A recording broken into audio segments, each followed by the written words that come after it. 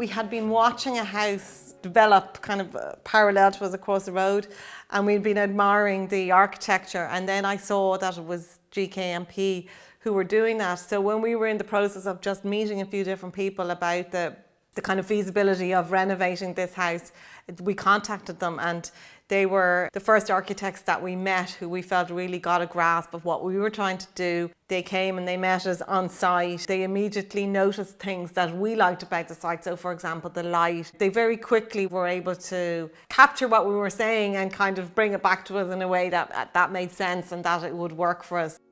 We both felt, which would be unusual, but we both felt that they got it, and I think that moment we had confidence in them, and we never really kind of wavered with that. We'd done some work next door without architectural input, and although we were very happy with it, we knew that it didn't have the kind of wow factor that perhaps we were looking for.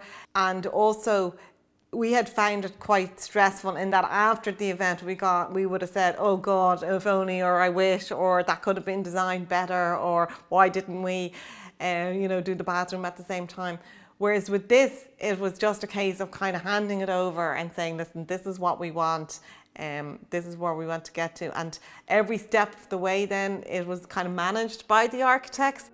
So we'd have meetings, I think once every 2 weeks, and they would have had done the minutes. They would record what people were saying. They would, given out the tasks to the individuals, and they would have worked with the builder and any of the other contractors who were on site. Often within the process, we would have a discussion, or we would consider something like all together, and it wasn't about them saying, well, this is the way it should be. And so we were able to bring ideas to it, but then they were able to take those ideas to a place where, it was a good design.